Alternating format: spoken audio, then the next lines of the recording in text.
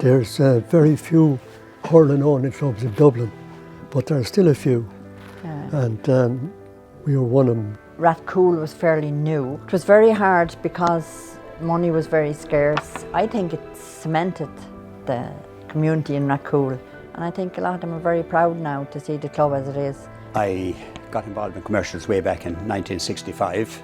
I'd come up from Tipperary and I was working as a barman in Dublin. I was very impressed, so I played with them for over 20 years. We needed a new home. I had a business in Rathcoole. I wanted to bring commercials to Rathcoole.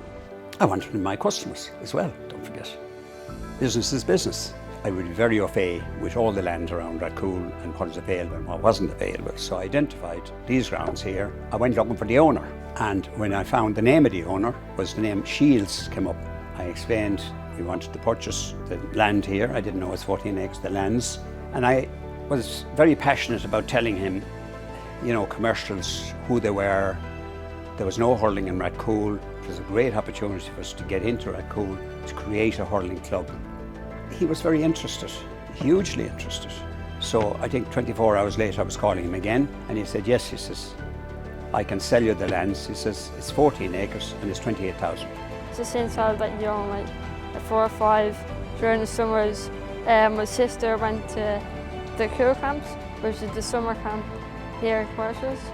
I remember I used to play on the pitches, and they're very, very accessible for people like me. Well, you get every county in Ireland involved with commercials, different people, different localities. What can I say? It's something special about it. It's got an atmosphere that everybody gets on. I don't know, I've been to GA clubs and I've been to AGMs where it's like World War II, you know, where there's an argument over everything, and it just doesn't happen here. I started at Commercials in the academy and built my way up. I now play with the under 13s and 15s. My confidence is much better now because I'm used to talking to people, and when I'm told in school I have to say, read out what I got and answers, I don't feel as, oh no, did I get something wrong? It makes me feel like more confident, it makes me feel like you'll have that skill for life. It's very, very inclusive. I'm the assistant coach of the school team, and they're very good, like including me in all the games. I like watching the matches, and sometimes I'd even pretend to be a manager of certain teams to see what I do in certain situations.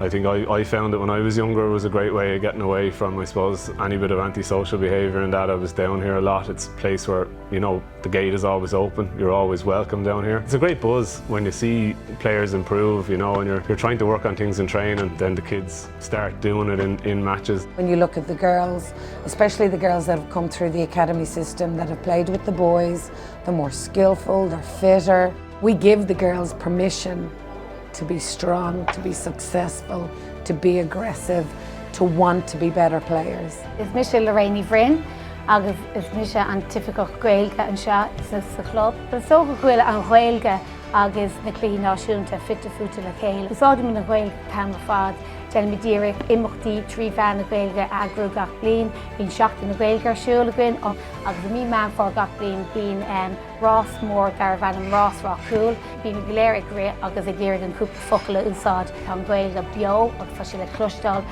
Every minute I spend down here, I enjoy. It's club ítach an club seo. The friendship that we have in commercials here, the loyalty. We're a club that have roots all over the country. So commercials don't owe me anything. I owe them everything.